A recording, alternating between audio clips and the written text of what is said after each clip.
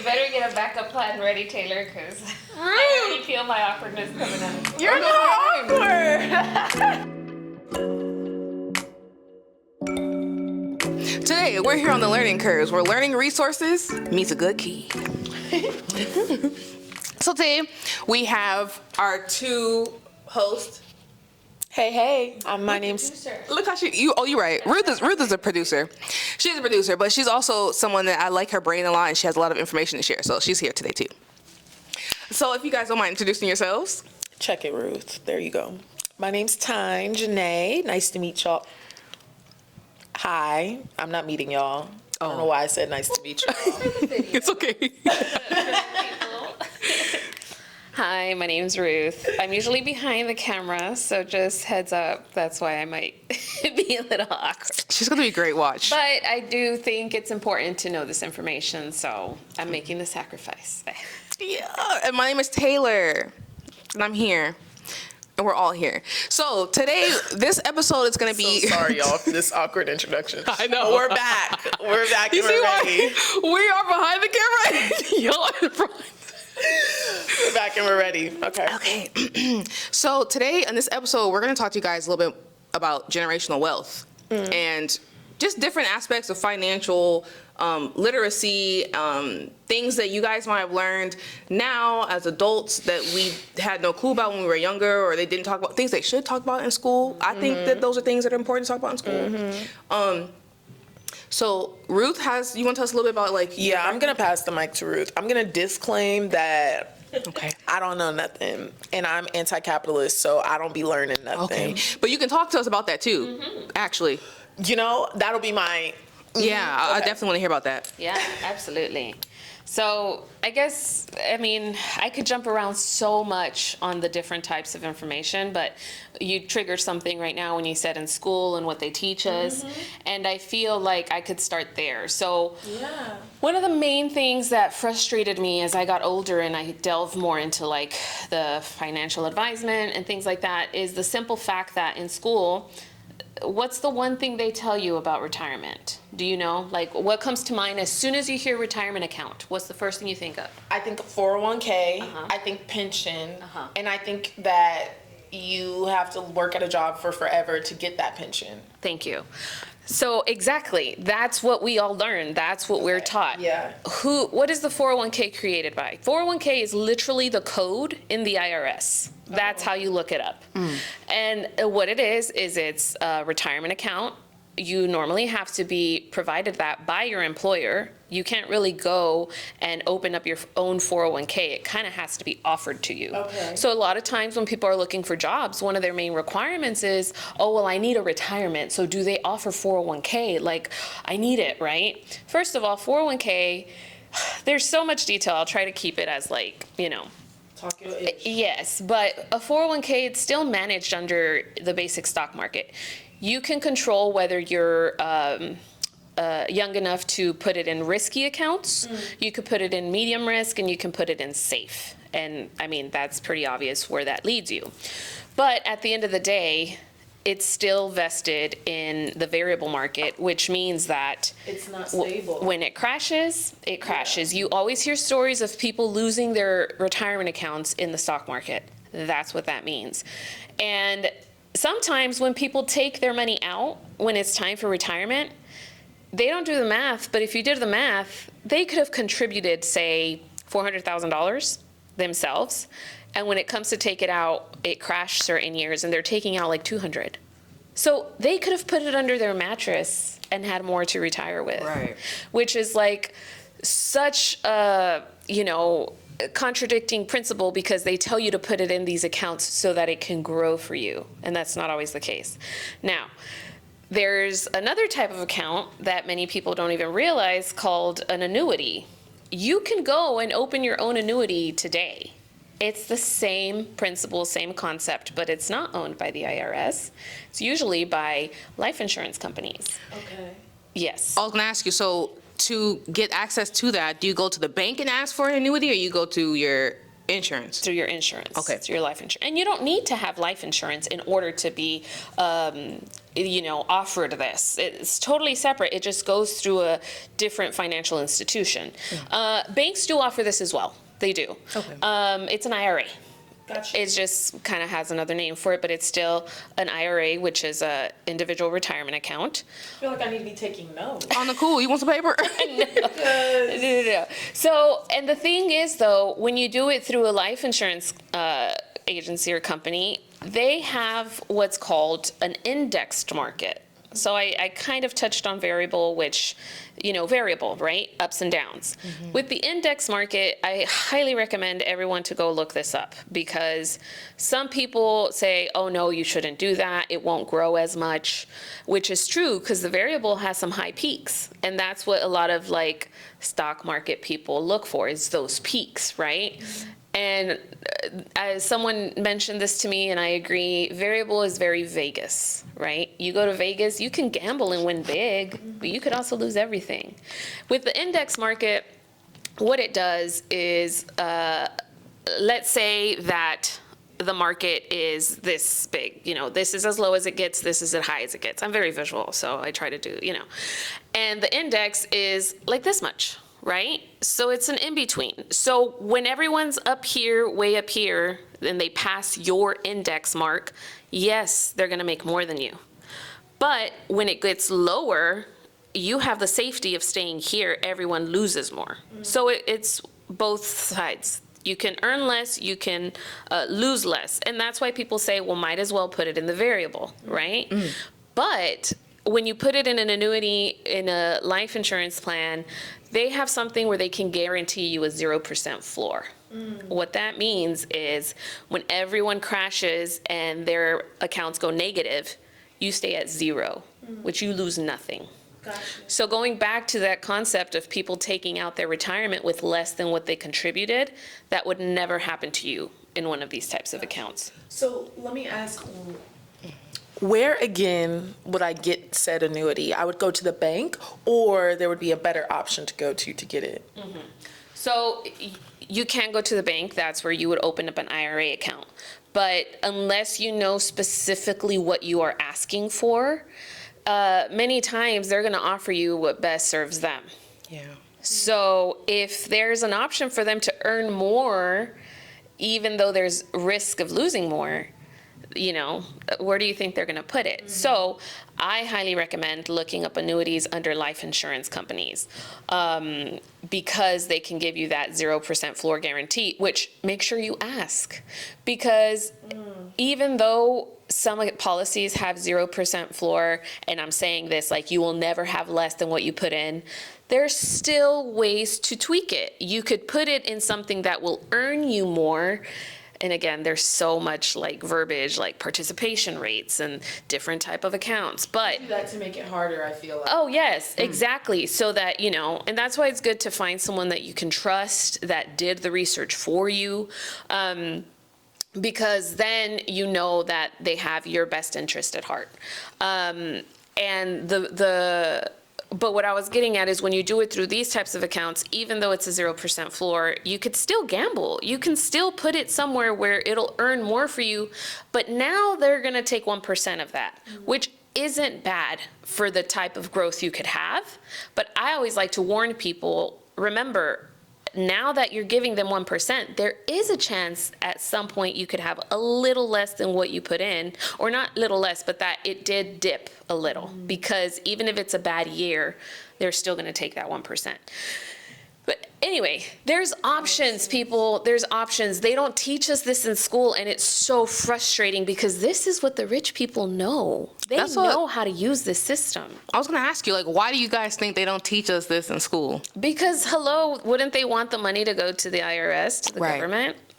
And okay, and that was just to start off with the example of that, right? But I do want to use this also to talk a little bit about life insurance. Life insurance, again, there are so many options and possibilities. It can be very overwhelming, but I think it's extremely important to do your research, because so many times, especially in our brown and black communities, we think life insurance, or if you mention life insurance, they immediately say like, oh, you're just trying to kill me. Yeah. Right? But people don't realize, or I guess they don't understand, you could literally be leaving your children with a fortune. And from the relatable aspect, like, this could, people that don't have life insurance could be the people that we see when, like, you know, they hold the signs up and they're saying, like, someone passed away and they're trying to cover their funeral. Like, no one wants to worry about having to find money to bury their loved one on top of the emotions of, like, that person is now gone. So I feel like a lot of people, I don't know if that necessarily, like, clicks this, like, it's also to help make that process easier for you. Yeah. 100%. And I think that, sorry. No. Our lotion mic. I think that in black and brown communities, it is a spiritual no-no to talk about death before death happens. It's like you're almost manifesting it. And although that could be true, that may be true, that's definitely a valid belief. It's also the idea that, like, we like to live in the present, and sometimes that doesn't leave room for planning. Yeah. And that's a big thing. So I definitely... We're gonna die one day, y'all. Everyone. That's one. We all, yeah. It's one, we're Better gonna do be it born, prepared. and we're gonna die, and we're gonna Yeah. pay taxes. Lord have sadly. mercy. So, yeah, shout out to Dana. Or go to, If you don't pay tax.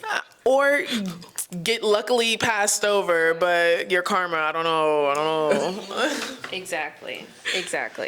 And so I don't want to get too into detail of all the options, but I will say funeral, right? Yeah. A lot of insurance agencies or agents, they'll go and, like, because that's the other thing. Some people are like, it's a scam and this and that. It can be. And that's what's scary. Like, there are agents that will go to older people and offer them what's called like a funeral type of insurance, where, oh, you just pay, $10 a month and it'll cover your funeral. Well, if this person lives for another 20 years, they could end up paying more than what they're actually getting cashed out, because you don't know when you'll die, right? Yeah. Don't they also be playing, like, little shady games too, as far as, like, the cost of your insurance and stuff is based off of, like, your age, your wellness and stuff like that? Because they're like, oh, well, you a little too old anyway. So, you know what I'm saying? So they'll be, like, giving you policies depending on what they expect you to live. Oh, 100%. And that part of it, it does make a little sense, because at the end of the day, the insurance is kind of taking a risk with you. So if you have, a terminal illness or something that could lead to more illness, if different things will affect the price of your policy. But I still believe that, we insure our cars, we insure our phones, we insure our TVs, like everything, but we don't insure our lives. Right. Like, honestly, you hear these stories of people driving home and dying in a car accident, and now their family, instead of, being taken care of, not worrying about the funeral, now they have to worry about that. They get evicted. They have to sell their belongings just to cover things. Like, especially for people that are like the sole source of income, it is extremely important to have something in place to leave your family.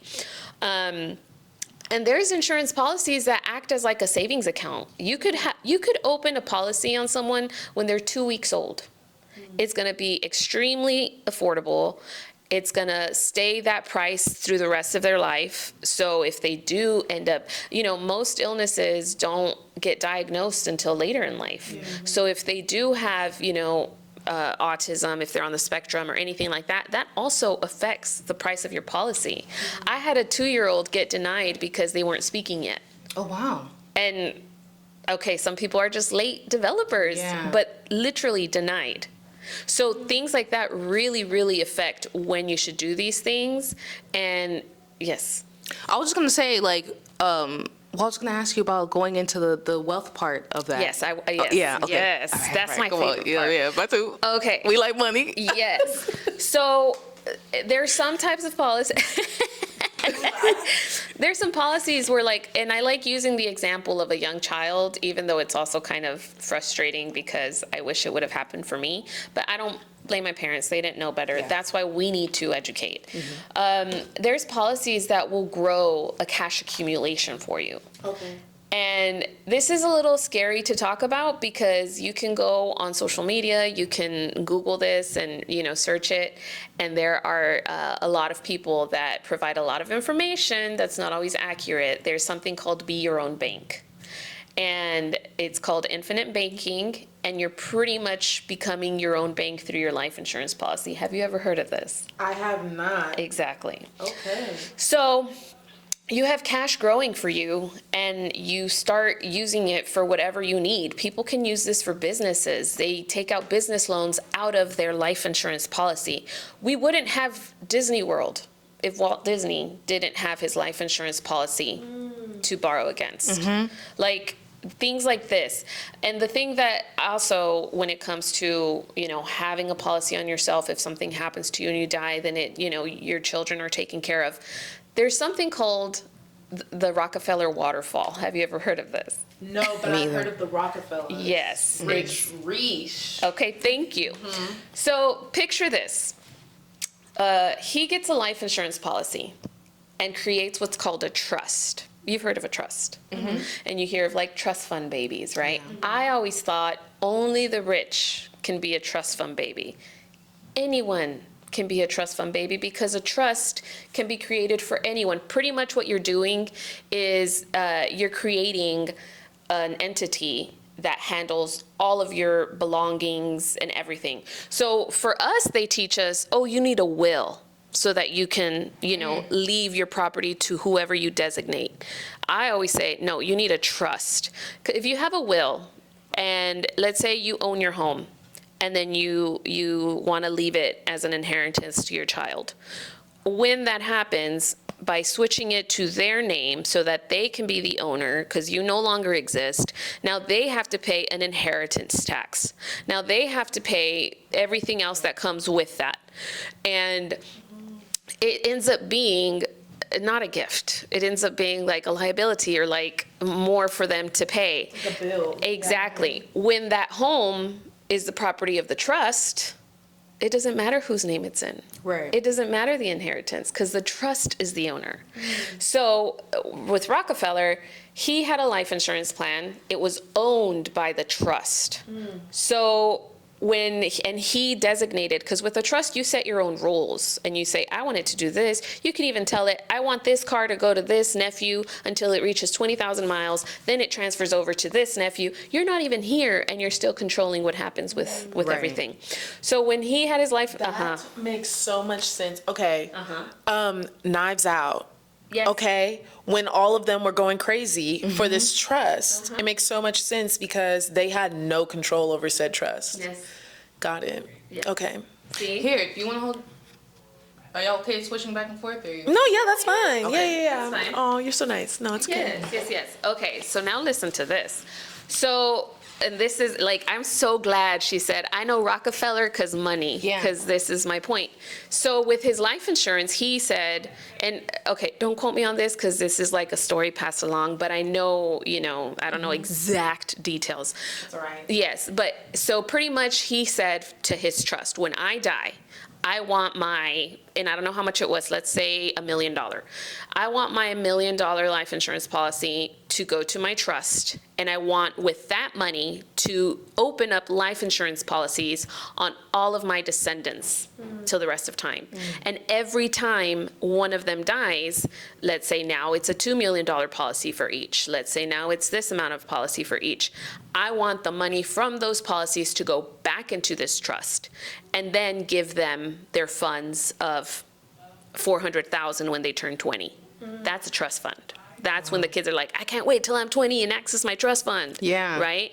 So it's the Rockefeller waterfall because all of these policies, everyone's dying. It's a fact you're going to die. Right. All these family members are dying, and what's happening? Their wealth is just getting bigger and bigger and bigger. And generational wealth. And guess who don't know about this? I feel like it'd be a lot of black and brown in the community. They don't tell us about this stuff. Exactly. Yeah. Exactly. 'Cause I was gonna say, so my understanding, right, is that you have to have money to make money. And so I think like a lot of Black and brown folks are like, well, I don't have money to make money. So how much money would you say we can open a trust for anyone, we can open an annuity for anyone. What do you need to get that started? That's a very good question. So with trust, I've seen different things. Some states require it be done by like a lawyer. Some are a little more open. So definitely do your research depending on where you are. So that would mean you would have to then pay for a lawyer? Yes. So financially, okay, So yes, it does take money to open a trust. But what happens is sometimes you can find people, like I know someone out of California, and if you get a policy because he's able to create trust, he'll use that towards the creation of the trust. So you find people that are willing to work with you. A life insurance policy, it depends on your age, on your health, on many factors. But like I said, if you get a 2-week-old baby, usually a policy for like $250,000 is maybe around $13 for them, $20 for them. And do you still offer services to give people policies? I do. So go ahead and say your email. Hit up Ruth. I know, right? Well, we'll put it in the description. Okay. Okay. So wait, so so you said $13.20, is that a month? Okay, yes. Okay. And that's a ballpark. That's not, it depends on many factors. Boys are more expensive than girls, just because they're a bigger risk. $13.20. Y'all got to be real specific. No. $13.20. No. No, I'm saying. Yes. Is that $1,300? Dollars. 13. Yes. But okay. As an example. I'm gonna say $20. Okay. Let's keep it even, and it varies from there. Could be less. Could be more. But the thing is, sometimes you think to yourself like, oh, I don't know if I could do that, right? But then you go to Starbucks every day and spend like $8 on a coffee. Right. Like you can do it, especially if it's something for your life. Now, I haven't even touched.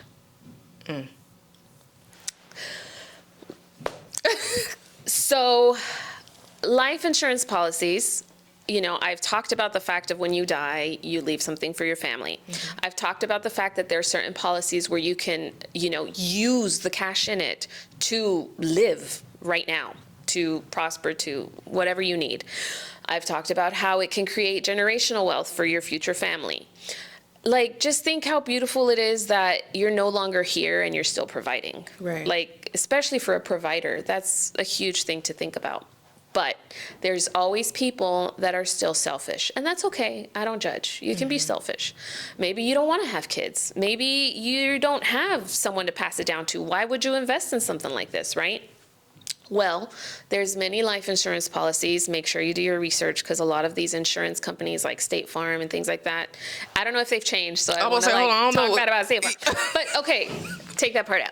We gonna bleep it. No, there are certain car insurance companies that will offer you life insurance, and that's great, right? You're like, oh, perfect. And they'll even offer the ones that have cash accumulation. Okay, that's great, you got it.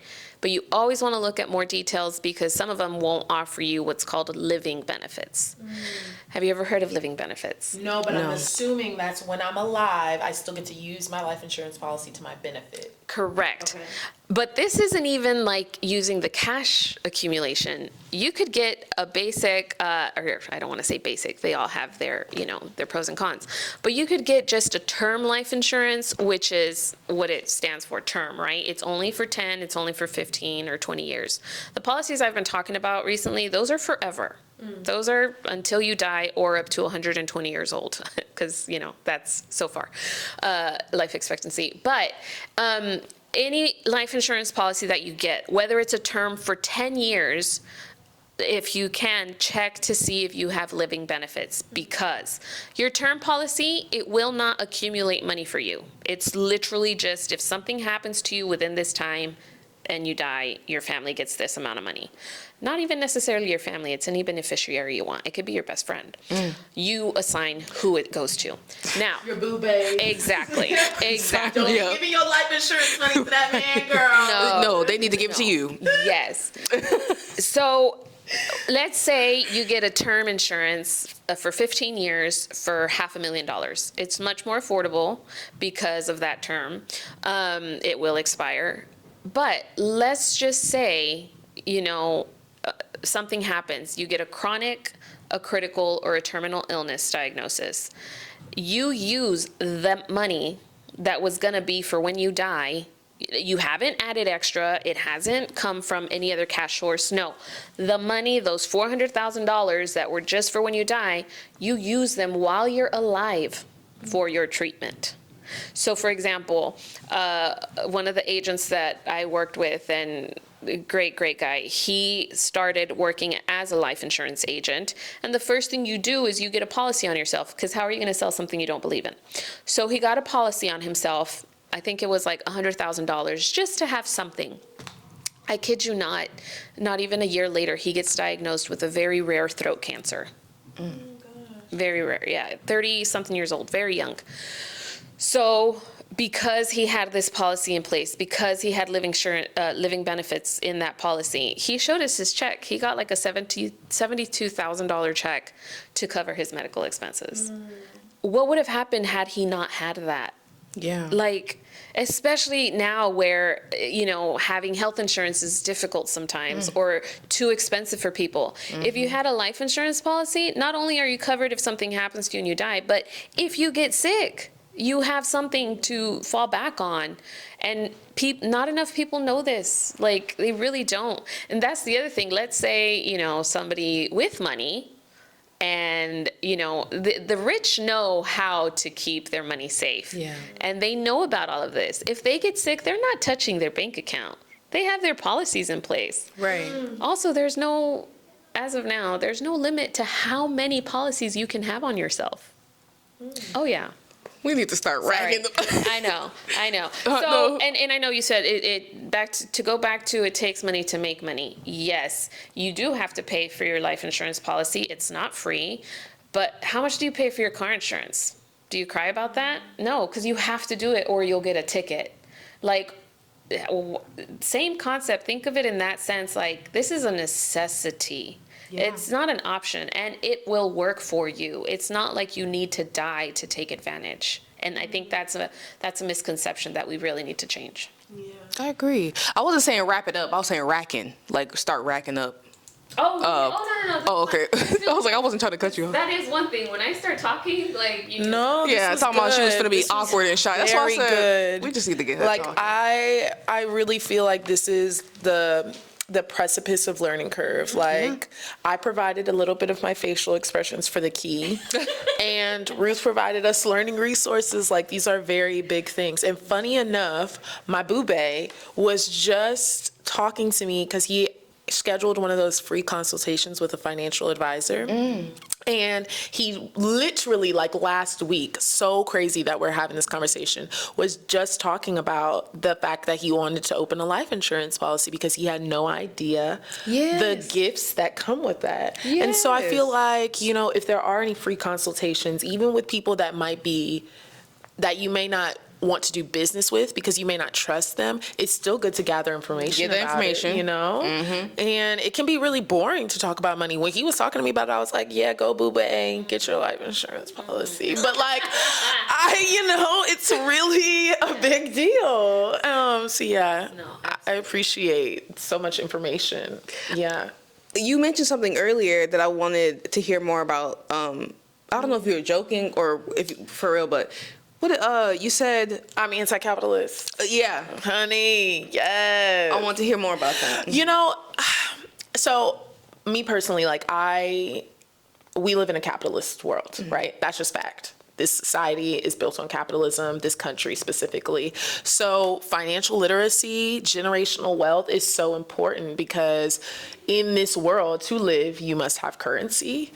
And so why not make more of it? And like you said, there are very, very, very powerful white people making more money than they could ever use, but using these benefits. And so, for all of us, middle class and lower middle class and even low income Black and brown folks, we gotta take advantage of this too.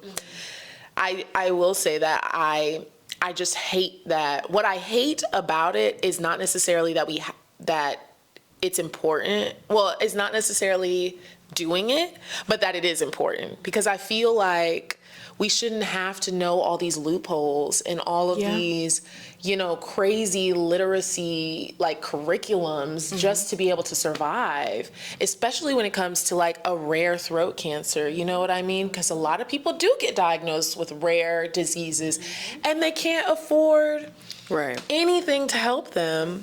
And so it's a double-edged sword, I feel like, for sure. Because I want us to be able to build wealth for ourselves. I also want, like, to be fighting for a world in which we don't have to do this, you know? You know? Absolutely. Yeah. No, I agree. What are you gonna say? Go ahead. So just really quick, another thing I mentioned, because I'm telling you, there are so many, like you just get deeper, deeper, deeper. I'm sure. But one thing with life insurance, I gave the example of like passing down your home to a child and then they have to pay taxes, et cetera. Life insurance policies, the money that comes out of that account is tax-free. Wow. That's big. That's Right. huge. That's huge. That's huge. Because taxes is like, what, 40% of your Yes. income? Yes. So that's, you know, that's a big part. That's a big thing to think about as well. And with,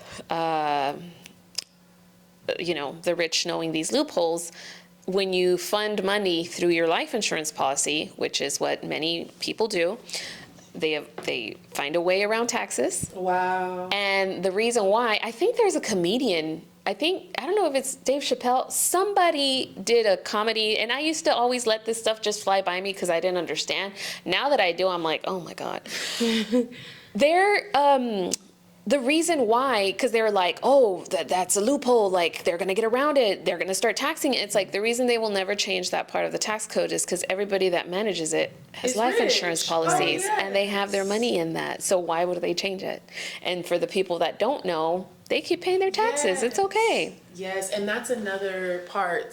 That's another part of that is the reason that I'm anti-capitalist, because the rich make the rich richer. Yeah. And all of our politicians, you know, our Congress, we keep trying to make Congress not be able to own stocks, and they do. So it's like all of these things, all of our policies are built on making them richer, and I want us to be able to do the same. But it's a lot of barriers to be able to do that, because they want, I mean, the rich only get richer if the poor get poorer. So it's like, they want this for us. So yeah.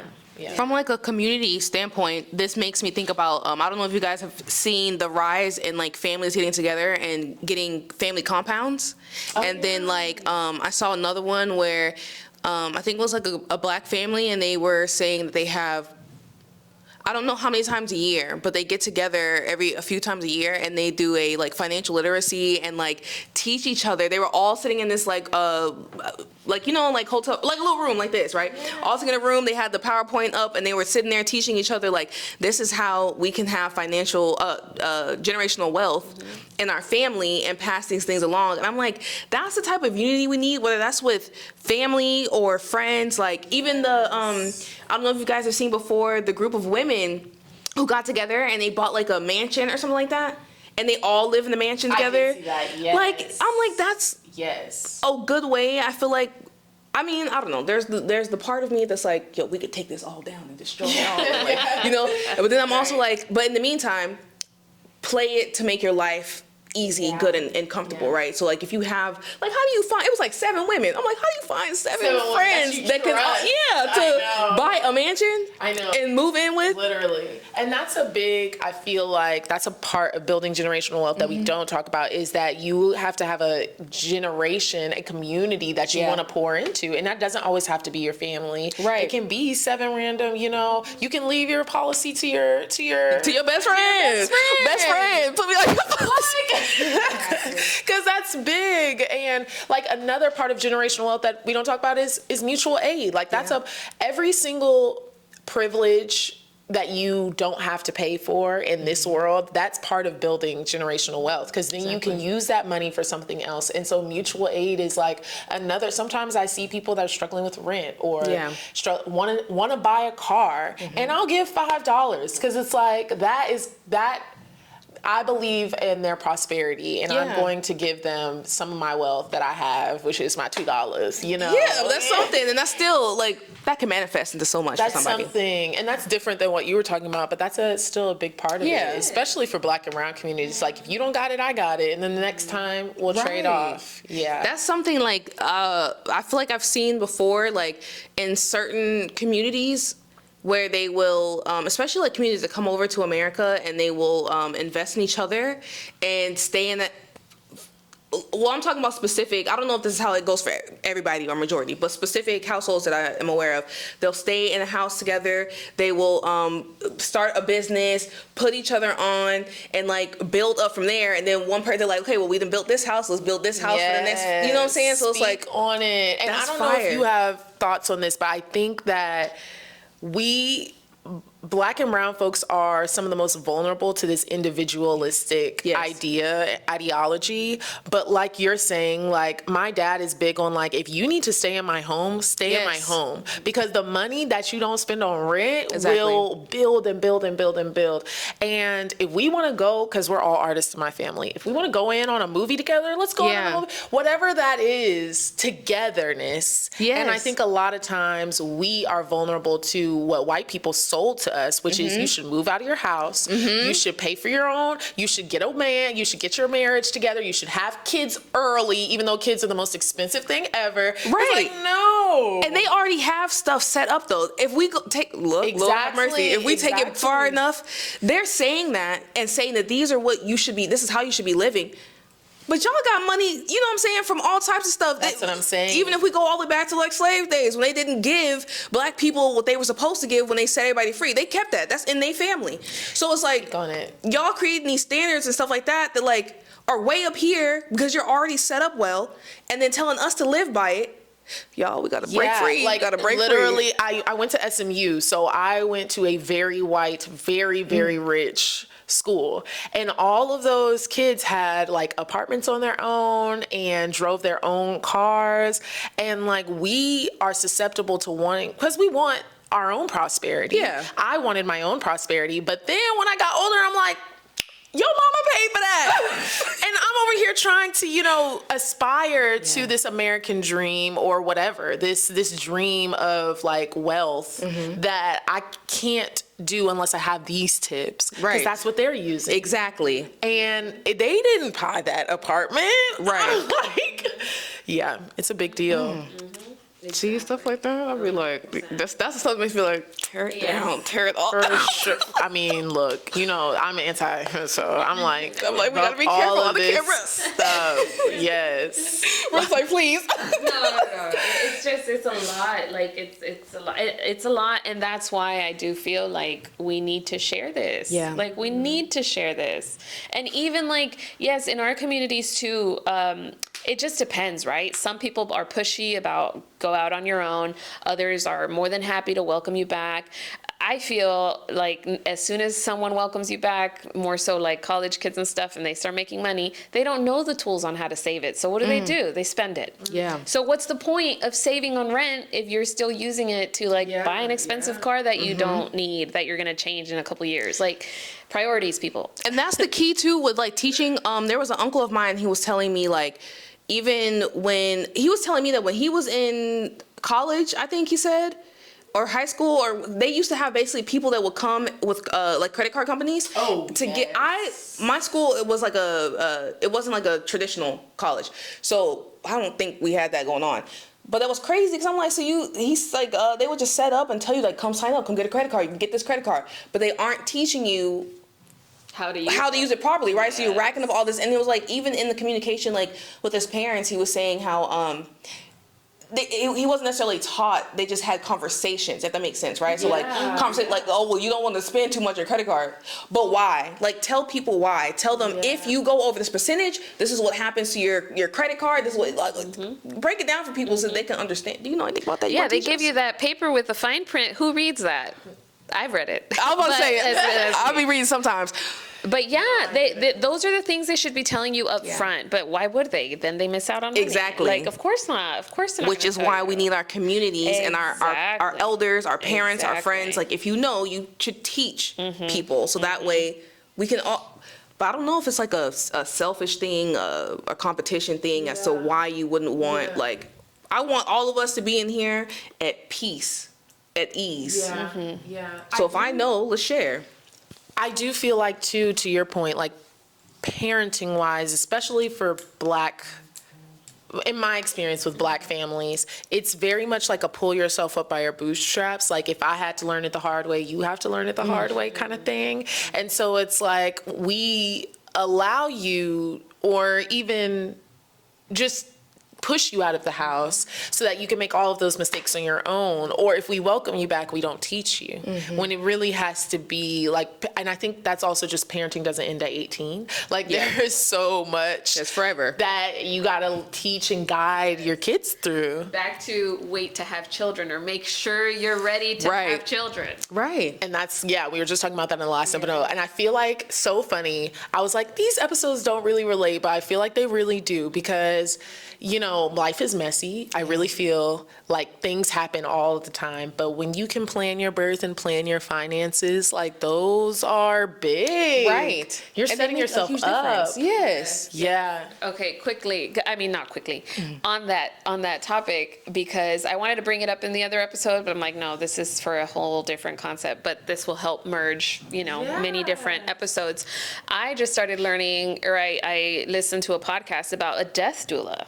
Yes. And that's a big part of it too. We're not ready for when, we die. We don't like talking about it. We don't like, and honestly, yes, I could also respect the fact of like, for some, people, some cultures, it's like, oh, don't touch that. You manifest it.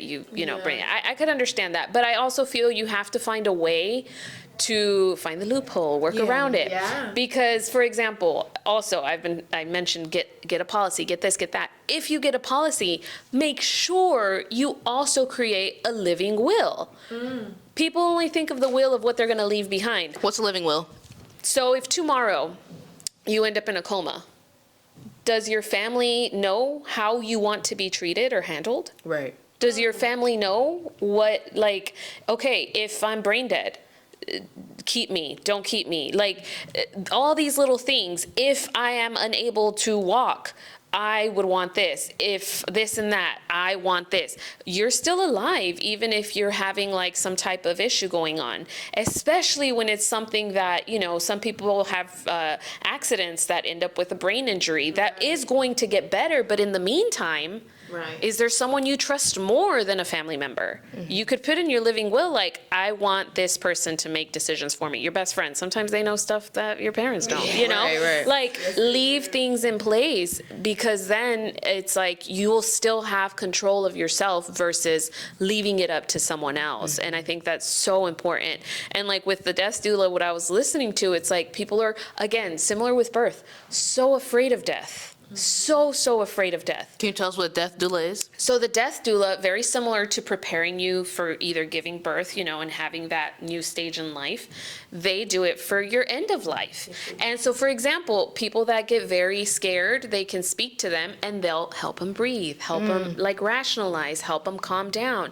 A lot of times they help you with the living will and what are these finances in place? Who's going to cancel all your subscriptions and like your phone? Things as simple as that, and they help you like process and think of all the like very specific things that no one thinks about because they're focused on this. Where do you find a death doula? I'm sure it's the same way. You search for it. Like, Yeah. I haven't done that myself, but I do think it is like, it's a new, concept. And that's another thing I think we should talk about in a future episode is how I feel there's so many like this or that. So a home birth or hospital. And the ones that choose hospital talk bad about home births. And the ones that choose home births talk bad about hospitals. It's like, why is there so one or the other? Like, like you said, at the end of the day, a happy, healthy baby. Right. So why even say, oh, they're so crazy, they're so frou-frou? Like, why? It's okay, it's a choice. Yeah. Like, similar with death. Oh, don't talk about that. Well, if I want to talk about it and be prepared, like, let me. Why is it so one or the other? Yeah. And I think too, like, I feel like a common theme of this is just community and how to build community, because how to find if we were more amicable to talking to strangers and talking to people and just asking them questions. I feel like it's a law that you can't be too curious about people anymore. Like privacy is so, and security is so uptight, but that's how you find a death doula. Like I know 2 death doulas, and that was before I became a doula, a birth doula. Wow. It was just because I was into like meeting people at the library and meeting people on college campuses. If I'm ever like going to get discounted Starbucks, stuff like that. Like, you know what I mean? Like you can find people that way too. Yeah. That's so true. Speaking to strangers. It's not like it used to be back in the day. It's not. And I get it, because I'm an introverted, I'm an omnivert, so like I'm like, why are you talking to me? I just want to get my coffee. But Exactly. yeah. No, that's very true.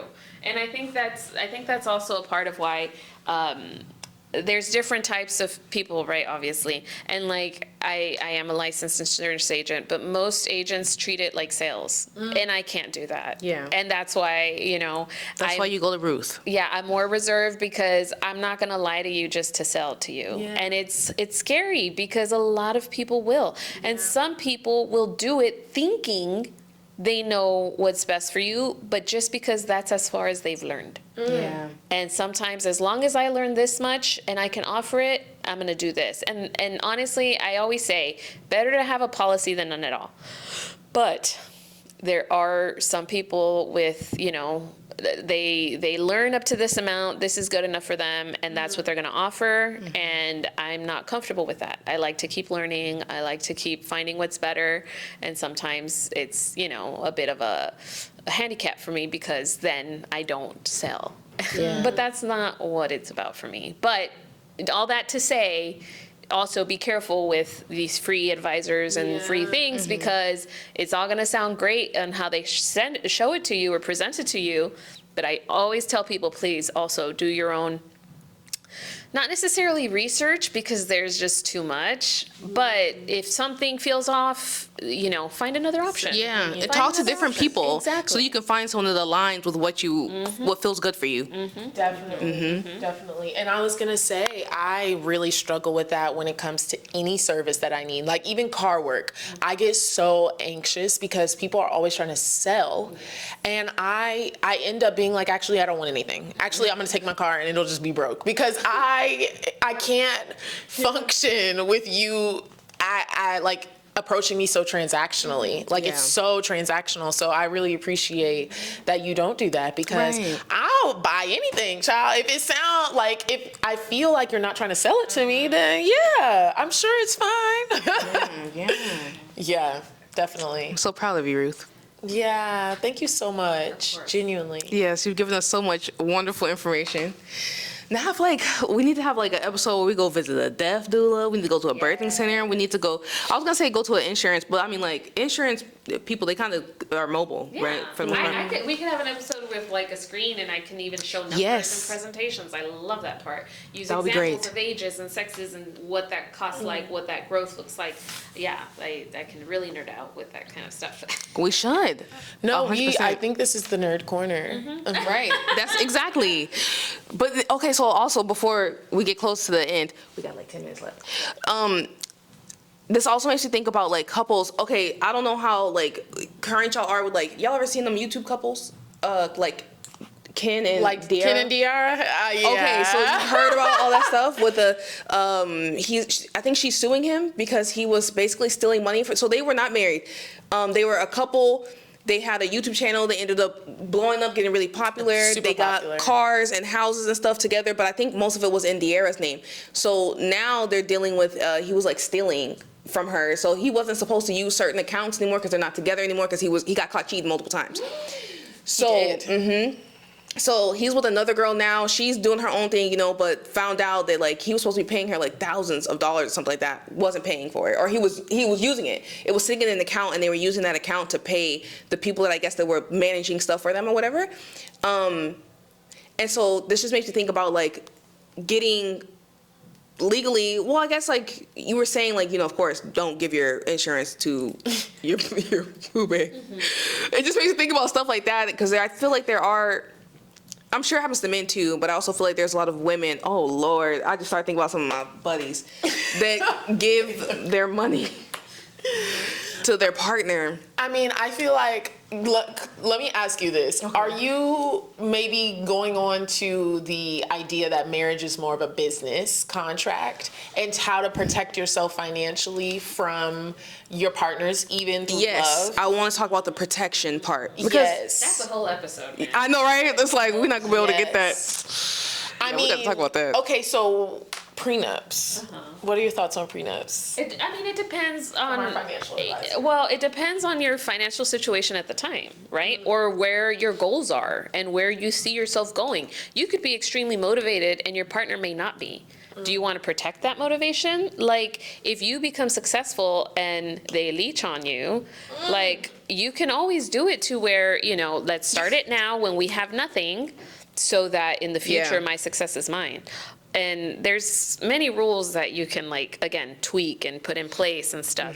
Similar to with your life insurance policy. A lot of people have policies in place and they don't even know who the beneficiary is. Yeah. What if it's an ex that you just never changed? Oh my gosh. And you die and they get that money. That's so crazy. I saw a video, and maybe this shouldn't be, disclosed, but I thought it was hilarious. There was somebody on the street, like, interviewing people, and they're like, what's a deep, dark secret that you have? And there's this guy, and he's like, I have a life insurance policy on an old ex of mine, so I keep tabs just to see if anything ever happens to him. So when you hear those horror stories of, like, they took out a policy for this and that, Yes. right? It's possible. Because you don't need, like, Well, now you do. so I mean, you now can need what? forge. You can forge signatures. So Because I've heard of that too, like people taking policies out on someone that, and they don't even know. yeah, they don't even know. Why would y'all even let that happen? Yeah. Oh my God. See, and this is from the doula's perspective, because I do deal with a lot of couples or partners, like, and this is a whole other episode, but the first step to protection is being selective. And I think that dating for as long as possible, getting to know someone for as long as possible while you're planning out your life is so important, because people will switch up on you in 2 freaking seconds. Okay, it doesn't matter who it is or how long you've known them. So I just think that it's really important to be selective with your partners, because you don't know. you want to protect your peace and your heart and your prosperity. The only relationship you'll have forever is with yourself. So that's and I see that a lot. Like, the partner will be great for certain things in your life, but then when it comes to birth, they're not that great. Right. When it comes to parenting, they're not that great. Or when it comes to buying a home, they're not that great. You're finding things out along the way. And so you got to be careful. Yes. You do. And I feel like that's what's also important about knowing yourself, taking the time to know who you are, what's important to you, where your values lie, and really sticking to whatever your moral belief is, because I think that helps you align with certain people, so that it's like, nobody's perfect and we all make mistakes and we have to go through Yes. certain mistakes to learn. But it's like, pay attention to people's like moral compass, because that tells you a lot. Like, do they care about screwing people over? Listen to the thing. I'll be listening. I'll be taking notes. I'm like, why would you say that? I'm like, noted. Like, I'm not trying to fool and with if you. they don't want to invest in the same things as you, especially when it comes to finances, that's a big but red flag. Exactly. Like, if you don't want to go to the financial consultation meeting with me, Right. and you want me to go by myself, We that's don't a need to be flag. partners. Right. Yeah. Lord have mercy. And just to circle back to 401ks. No, just because right now we're talking about partnership and stuff, it triggered that memory in me. So, and another fact, many times when people leave their jobs, their 401k stays there, right? it does. And until you find another job where you can roll it over into, it's just kind of lingering. So you can actually you can roll over your 401k into one of these annuity concepts and get it out of that system. But in the state of Texas, if you're married, your husband needs to sign off on it. See, that's what I'm talking about. It's still so many rights that we got to fight and advocate for, because why? Why? Hold on. You worked for that. Those are your Wait, finances. so didn't we just, not even we, I think white women got it first, the right to have their own bank account? Yes. Wasn't in that like the not in, like- 1970s, I think. Yeah, that's just a few years around the corner. Yeah. Yeah. And this is making me also think about, maybe this is a whole nother episode, but being financially dependent on your partner can be so dangerous because the rules have always been set up for women specifically to be financially dependent. Right. And even the most well-meaning of person, you want to still have some protections in place for you. Have your independence. Like you said, like I can't even do what I need to do without you signing off on it. So I definitely need to make sure that I have some things in place for me. Like, what is going on? Yeah. Yeah. So thank you for that. Thank you. We gonna see y'all next time. We got some more episodes, but clearly we gotta get into some depths of things in the world. Nicki Minaj should say, we gotta get into some things. All right, y'all. So, Ruth, can you tell people though, like, where can they find you? Yeah. Is there a business email that you would like to stay? Girl, what's wrong with you? That's why I'm saying. Oh, you. she said. Oh. Yes. Okay. Because the email I was using, I'm no longer with that company. Oh, okay. So I became independent agent because I was, like I said, certain companies, Right. sell, and I wasn't comfortable with She got a good moral compass. That's who you want to be The with. gods for you. Right. So we will put it in the caption. It will be in the caption. All of Ruth's information, and maybe we can create some type of like summary, like A blip bio. about what you said, so that. Oh, or you know what I love on YouTube? What? When they do the, like, for instance, when you talked about annuity 1 minute and 20 minute seconds, so that they can jump the time, to different like chapters. timestamps. I love those. I don't know how to Yes. do that, but I'll figure it out. Okay. It's in the description, and they'll say like annuities, and then they'll put like 1 minute 20. Have y'all seen on the timeline that it does it too? Oh, it does. That's do what I that. was trying to figure out. Oh, I don't know if it's know. automatic or if. That's too much for time. That's We'll figure it out, y'all. We got y'all. That's above me. Okay. BTS. Well, you guys, that was another episode of The Learning Curve. So we will see y'all next time. Everybody say bye. Bye.